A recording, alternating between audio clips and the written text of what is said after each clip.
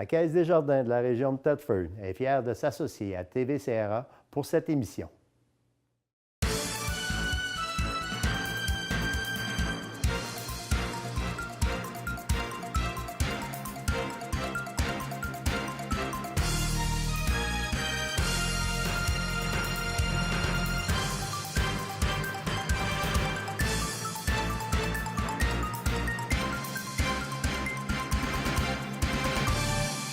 Mesdames, Messieurs, bonsoir. À mon émission, le Touche-à-tout, ce soir, comme premier invité, j'ai le plaisir d'avoir le représentant de la CEF Amiante-Beauce-Etchemin. Oh, j'ai dit Amiante, c'est Appalaches, hein? C'est Appalaches maintenant. Bonsoir, Martin. Bonsoir. J'ai de la difficulté à m'habituer. Là, j'étais tout fier de pouvoir dire ça dans le bon ordre, mais oui. En le disant, je me suis rendu compte. Alors, je reprends, hein, c'est le représentant de la CEF, Association coopérative d'économie familiale. C'est ça. Appalaches, Beauce, Etchemin. 10 sur 10. Bon. Martin, à la mi-septembre, lorsqu'on a fait la première émission où vous étiez invité, tous mes collaborateurs là, de la présente saison, tu m'as parlé que vous vouliez cette année accentuer, disons, en tout cas, mettre un accent davantage là, sur les aînés, particulièrement au niveau de la vente itinérante.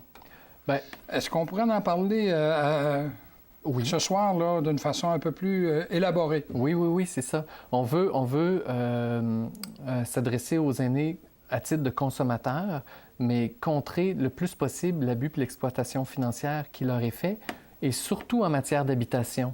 Et le commerce itinérant, c'est un des exemples de ça. Où il peut y avoir souvent de l'exploitation financière, ou en tout cas où il y a de bonnes raisons d'être vigilant, finalement. Là. Alors, ça me fait plaisir d'en parler, oui. Mais quand tu parles d'exploitation financière, en tout cas au niveau maison, tout ça, dans quel sens que... On s'imagine souvent, on entend exploitation financière, puis on pense tout de suite que c'est de l'extorsion, que c'est des actes illégaux, de la fraude. Mais on a une définition un peu plus large qui est de dire si, à cause qu'on vous fait de la pression ou du chantage, vous faites des dépenses qui, au bout du compte, vous ne les auriez pas fait à tête reposée. Ça va un peu contre votre volonté ou vous adhérez à quelque chose, vous signez un contrat, mais c'est pas pleinement puis intégralement que vous dites oui, vous signez parce que finalement vous flanchez. C'est ça qu'on veut faire attention. Parce qu'on a affaire à des professionnels. Ben oui, des vendeurs qui sont des fois vraiment, qui ont fait leurs armes, qui sont bons, là, qui sont convaincants. Et est-ce que c'est là que justement que tu me disais la dernière fois que tu es venu, là, que à partir du moment où on a signé un contrat de vente itinérante, on a un délai de 10 jours? Oui. Oui. Suivant la réception du contrat. De notre propre copie du contrat. C'est-à-dire, si on le signe sur place, qu'on a tout de suite notre copie, bien, les 10 jours comptent à partir de ce moment-là.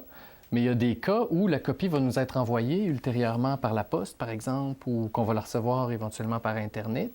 Bien là, le 10 jours compte à partir du moment où on le reçoit vraiment. Puis là, ça l'allonge, le délai, si on veut. Il y a plusieurs règles qui encadrent le commerce itinérant. C'est ça qui est très intéressant. Mais d'abord, il faut savoir le reconnaître. Quand est-ce que c'est du commerce itinérant? Est-ce que les gens pensent que des fois, c'est juste les gens qui sonnent à la porte, là, tu sais? Mais c'est pas que ça, le commerce itinérant. C'est aussi, par exemple, si vous contactez un entrepreneur, par exemple, parce que vous pensez peut-être faire changer vos fenêtres, puis qui vient chez vous, vous fait un estimé et vous décidez de le signer, le contrat. Ça aussi, ça fait partie du commerce itinérant. Ah oui? Il y a des cas d'exception comme les fenêtres, les portes, l'isolation thermique, la toiture ou le revêtement extérieur. C'est des travaux qui sont toujours considérés comme du commerce itinérant. Et ça, on n'est pas toujours conscient de ça et ça nous protège d'autant plus. Là. Bon, tu donnes cet exemple-là, puis je vais t'en donner un autre. Je veux juste vérifier si ça... Il y a quelqu'un qui est venu l'autre jour chez moi pour m'offrir ses services pour améliorer mon entrée. Là, mon asphalte commence à être un peu magané. Est-ce que ça rentre dans ça? Bien, ça ne rentre pas dans ces exceptions-là dont je parle. Mais si le contrat est signé à domicile, ça pourrait rentrer comme du commerce itinérant, là. D'autant plus que c'est lui qui vous a contacté par téléphone. Ça. Non, il est venu sonner à la porte. Il est venu sonner. Ah ben là, oui, tout de suite, ça rentre dans le commerce itinérant, oui. C'est ça, le fait de faire affaire avec un vendeur, en dehors de son commerce. Ça veut dire il contracte chez vous ou vous le rencontrez dans un kiosque ou il vous appelle au téléphone. Le fait que vous êtes que vous n'êtes pas dans son commerce au moment d'acheter un bien ou un service, déjà, on est dans quelque chose qui ressemble au commerce itinérant. Là. Ah oui? Ça va jusque si je m'en vais dans un centre commercial et dans le mail central, il y a quelqu'un qui a installé un stand et puis qui vend, exemple, des fenêtres. Oui. Et que je décide d'écouter les boniments, puis ouais, c'est intéressant. Puis finalement, je signe, puis là, je retourne à la maison, puis là, je dis, hey, j'ai-tu bien fait? Ouais. Là, je vais avoir 10 jours pour... après la réception du contrat. Ouais. Corriger la situation si je veux la corriger. Oui, mais nous, ce qu'on dit comme association de consommateurs, c'est pourquoi on signerait vite comme ça? Parce que souvent, c'est une question de pression. On se fait dire... ben écoutez, vous n'aurez pas de meilleur prix ailleurs, signer, ça va être réglé, ou on se fait dire l'offre est valide juste cette semaine et demain, on ne sera plus dans ce centre commercial-là, on va être rendu, je ne sais pas où, à la Chine, mais c'est juste des exemples qui font qu'il y a toutes sortes de techniques pour mettre de la pression, faire un petit peu de chantage. Des fois, le vendeur va faire pitié pour dire, écoutez, vous seriez mon premier client de la journée qui dirait oui. Et on peut aller chercher la personne de différentes façons. Bien là, plutôt que de signer, il faut savoir résister à ça et dire, écoutez, vous êtes un commerçant itinérant, je reconnais l'approche, je reconnais le phénomène. Avez-vous votre numéro de permis? Parce que comme commerçant itinérant, il doit avoir un numéro de permis qui est donné par l'Office de la protection du consommateur. Son numéro de permis, s'il ne l'a pas, déjà là, c'est louche. Bon? Ben oui. Et il doit le connaître par cœur. Son numéro de permis, c'est un numéro de 6 chiffres. C'est tout simple. S'il n'a pas son numéro de permis, méfiez-vous en partant. S'il y en a un, bien vous pouvez faire des vérifications. Vous pouvez aller sur le site Internet de l'Union, vous tapez le numéro de permis du commerçant. Vous allez voir c'est quoi l'historique. Est-ce qu'il y a eu des plaintes à son sujet? Est-ce que son permis est en ordre? Y a-t-il été acquitté? Parce que le permis, c'est pas un gage que le commerçant est fin, professionnel, qui va faire la job super bien. C'est un gage qui a payé cette année sa caution comme commerçant itinérant, puis ça vous protège comme consommateur.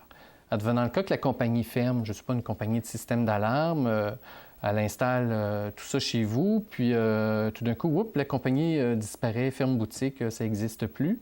Mais s'il y a un permis de commerçant itinérant, ça veut dire qu'il a donné une caution qui fait que vous pourriez être dédommagé pour les pertes que vous avez subies. Si, admettons, vous ne l'avez pas reçu, le système d'alarme, mais vous l'avez payé. Oui, mais à quel endroit tu dis qu'on pourrait, là, si je demande à quelqu'un, as-tu ton permis, ton numéro de permis, sur quel site ou quel organisme il faudrait que j'aille vérifier? Sur le site de l'Office de la protection du consommateur lui-même, mais vous pouvez aussi carrément venir nous voir ou nous appeler à la CEF, puis on va faire la vérification avec vous ou pour vous, ça va nous faire plaisir. Là. C'est quoi le numéro de la CEF déjà? Le 338? C'est le 338-4755. 4755. Oui, 338-4755. Dans le 88, bien sûr. Bien sûr. Mais là, tu viens de parler de système d'alarme. Oui. Moi, là, il y a quelqu'un qui vient chez nous. Oui. OK? Puis là, il me vante les mérites du système d'alarme. Puis serre la vis, puis je décide de signer. Oui. Et il me dit qu'il va m'envoyer mon contrat par le courrier. Là. Bon, OK. 2 jours plus tard, ça sonne à la porte, le gars vient m'installer le système. OK. Je le laisse faire. Puis là, je reçois, disons, une semaine plus tard, le fameux contrat. Puis je suis toujours dans mon délai de 10 jours. Là. Puis là, je dis, moi, là, j'en veux plus. Mais là, il est installé. Je suis pogné, là.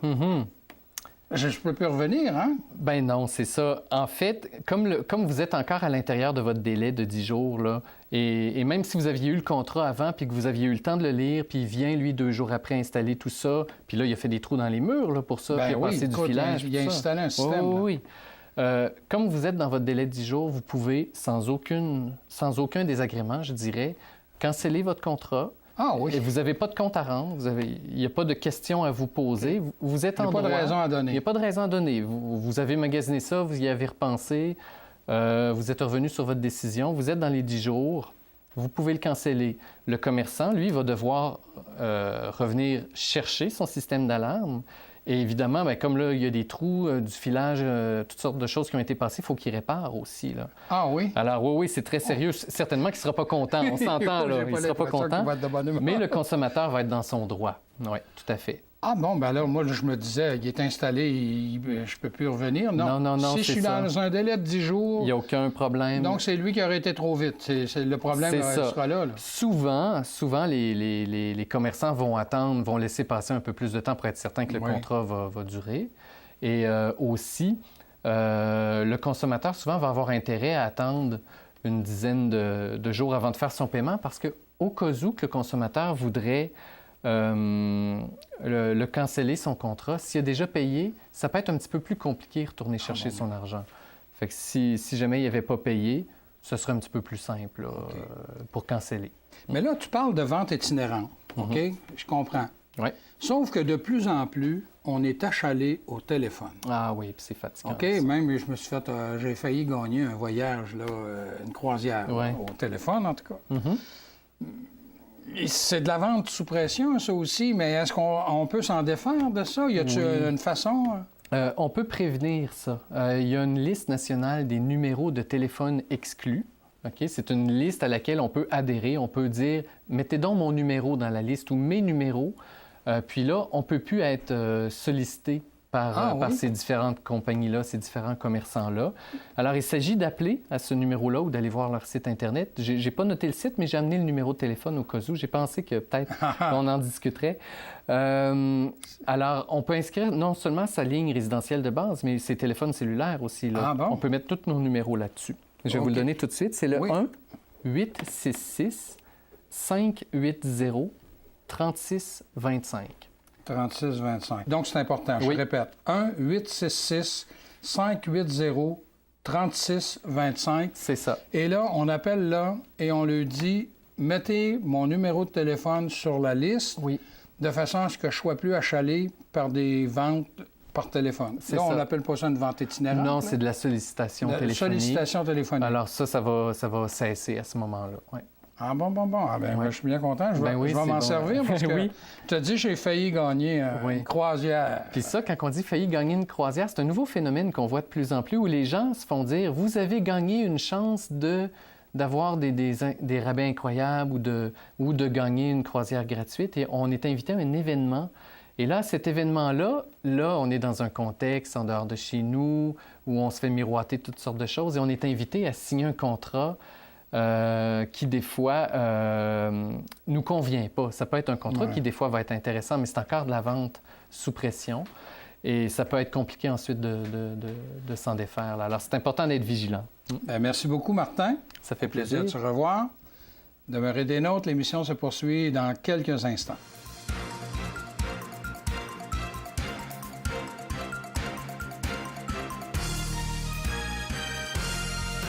La semaine dernière, j'avais le plaisir de recevoir le récipiendaire du prix Zénith Hommage. Eh bien, cette semaine, j'ai le plaisir de recevoir un des représentants des récipiendaires du prix Zénith Bâtisseur. Je dis un représentant parce que c'est une équipe complète. J'ai le plaisir d'avoir à mes côtés le directeur général de la Société de développement économique, ou encore, on dit, le Centre local de développement, M. Luc Rémillard. Bonsoir, Luc. Bonsoir. Et encore une fois, bravo, félicitations. Merci beaucoup, merci bien. Le prix Zénith Bâtisseur, qui est nouveau, depuis 2 ans, 3 ans seulement, et que la Société de développement économique le reçoive, c'est bon signe. Ça veut dire que le travail qui se fait dans la région depuis plus de 30 ans est apprécié.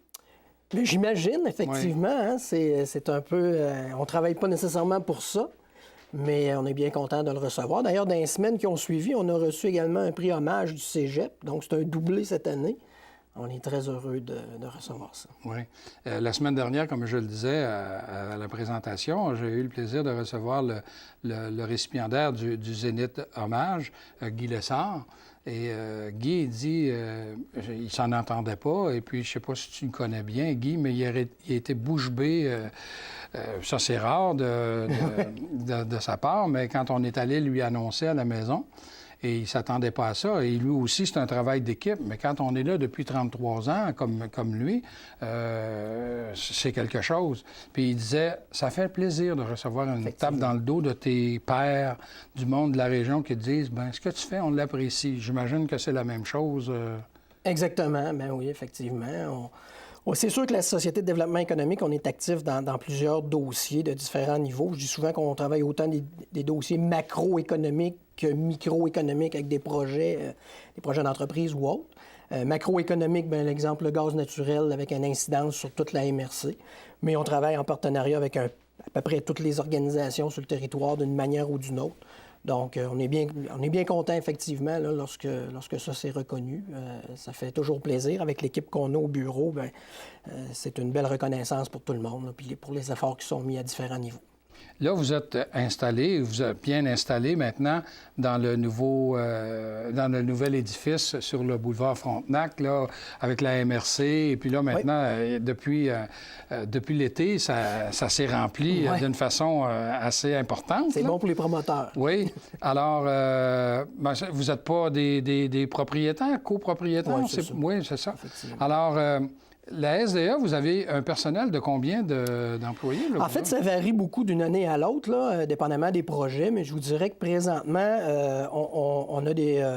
si on résume, là, on a 2 conseillères en développement rural, on a 3 commissaires au développement économique qui travaillent peut-être un petit peu plus là, avec PME, secteur manufacturier, industriel. On a une ressource au développement touristique. On a un agent de communication qui s'occupe vraiment, non pas seulement des communications, je dirais, de la SDE, mais des communications au sens large, régionales, effectivement. On parle de Martin. Là. C'est ça, avec les différents portails, différents outils qu'on utilise là, au niveau des communications.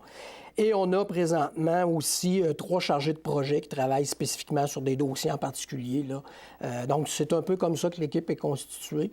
Moi, je travaille peut-être un petit peu plus du côté des dossiers macroéconomiques, on va dire, là, avec les différents gouvernements, ministères, etc., dans des dossiers du genre, comme je le disais tantôt, gaz naturel. Et nos autres conseillers sont plus actifs au niveau des projets en tant que tels. Réalisation de projets, autant, je dis souvent, là, c'est autant de l'implantation d'une garderie à aller jusqu'à une industrie. On est à peu près incluant le secteur culturel, etc. Donc, on est actif. On a une palette de couleurs qui est assez large, je vous dirais, là, au niveau du travail qu'on fait. Et la SDE, depuis plusieurs années, relève maintenant de la MRC. Hein? En fait, depuis 1998, c'est là qu'il y a eu une loi qui a été adoptée au Québec en 1998 qui donnait les pouvoirs en tant que tels ou la responsabilité qui va avec là, du développement économique au MRC. Donc, essentiellement, nous, nos budgets viennent peut-être autour de 20 de la MRC. Le reste, c'est le gouvernement, donc le ministère des Finances et de l'Économie, auparavant le ministère du Développement économique.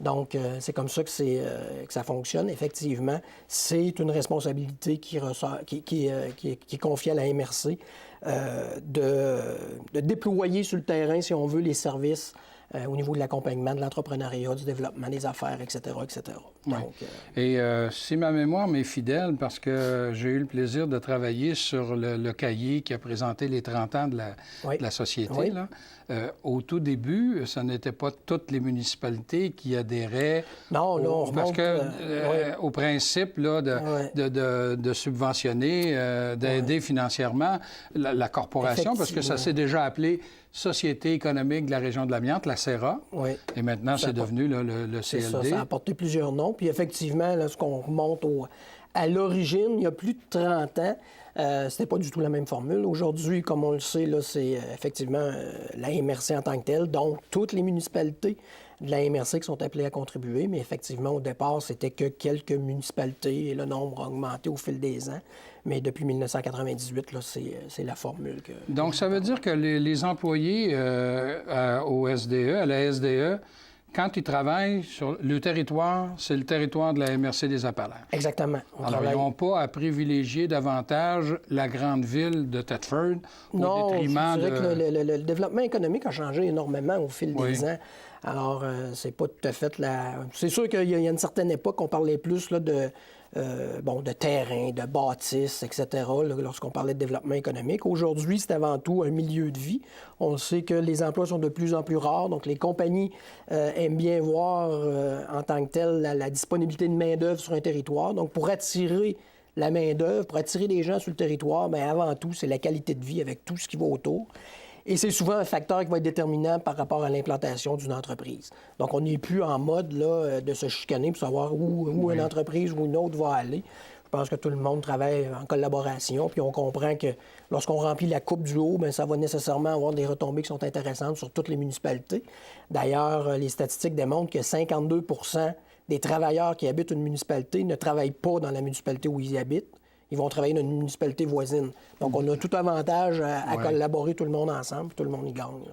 Et c'est ce qui explique peut-être aussi là, le fait que, en tout cas, si on prend le secteur sud, tout le secteur de Disraeli, là, il y a eu une certaine effervescence et le maire, à l'époque, nous disait qu'effectivement, il y avait eu une belle collaboration de la SDE. Moi, je l'ai reçu ici et puis... oui, c'est un dossier de longue haleine. On avait commencé ce dossier-là avec M. Jolicoeur, dossier du secteur sud, à faire des représentations dans différents ministères pour justement les sensibiliser à l'importance de mettre une table de diversification avec un fonds également, parce que c'était venu avec un fonds de diversification de 2 millions. C'est toujours plus facile à faire des choses quand on a de l'argent. Là. Et M. Rodrigue a repris la... Effectivement, il a repris le flambeau et il s'est passé beaucoup de choses dans ce secteur-là suite à tout ça. Là. Vous travaillez beaucoup aussi à la revitalisation du secteur, ce qu'on appelle le secteur de Black Lake. Là. Il y a une reprise en main aussi, hein? Oui, ça, c'est un mandat, comme je parlais tantôt, des projets très spécifiques. C'est un mandat qui nous a été demandé par la Ville de Thetford. C'est un mandat qui est en même temps, je dirais, exploratoire dans le premier temps, parce qu'ils ont peut-être l'intention de reprendre cette formule-là. En fait, c'est beaucoup un travail au départ là, de mise en place d'une table de concertation avec les gens du milieu. C'est beaucoup le travail qui a été fait au départ, sensibiliser les gens à l'importance de s'impliquer dans le développement de leur milieu. C'est là-dedans qu'on est, et là, ça va suivre avec un plan d'action qui a d'ailleurs commencé, mais qui va aller de l'avant aussi des mois qui viennent. Et cette formule-là bien, pourrait être appliquée dans d'autres secteurs de la ville à partir du moment là, où on a des résultats qui sont intéressants. Donc, si je comprends bien, à la SDE, il n'y a pas de petits projets. Il y a des projets. Point. Exactement. Il y en a de toutes les natures. De toutes les natures. Oui, hein? exactement. Moi, je suis à même de le constater parce que je suis dans 2 organismes culturels et on reçoit une aide, puis pas à peu près, là, de la SDE, en tout cas des employés de la SDE. Bien content de ça. C'est un peu ça le mandat, effectivement. Même jusqu'à nous, on s'est fait pirater notre courriel et c'est les employés de la SDE qui nous ont, j'ose utiliser un terme, dépiratés, si on veut, avec Martin, Louise et puis une autre. Là. Mais effectivement, hein, il faut le faire. Et la disponibilité des gens à la SDE, pour nous, en tout cas, c'est phénoménal. Moi, je vous félicite. Puis, moi, quand j'ai appris au mois de mai que c'était la SDE qui recevait le prix Zénith Bâtisseur, impliqué comme je suis dans d'autres milieux, je me suis dit, ah ben Moses, c'est mérité. Bien, tant mieux. Merci beaucoup. Merci bien. C'est ce qu'on essaie de faire, d'être disponible. Puis effectivement, il n'y a pas de petits ou de grands dossiers. On les travaille un par un parce qu'essentiellement, on s'aperçoit que c'est les petits dossiers qui vont devenir grands. C'est ça le succès d'un milieu comme le nôtre. Il faut vraiment travailler sur tous les dossiers pour les faire grandir et faire du développement économique. J'ai une question piège au directeur général de la SDE. Là. Est-ce qu'il y a un gros projet qui s'en vient? Là? Je dirais qu'il y en a quelques-uns d'ici les fêtes.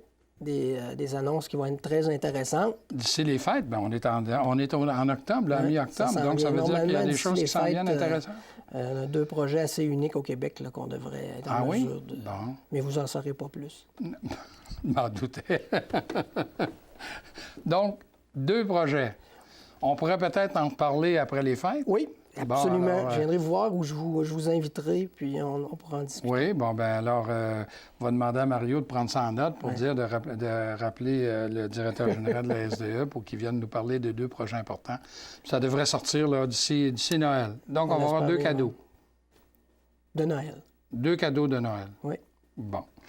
Bien, merci beaucoup. Ça m'a fait plaisir. Merci bien de l'invitation. Une fois, félicitations. Merci. Et vous, bien... Je vous invite à nous revenir la semaine prochaine.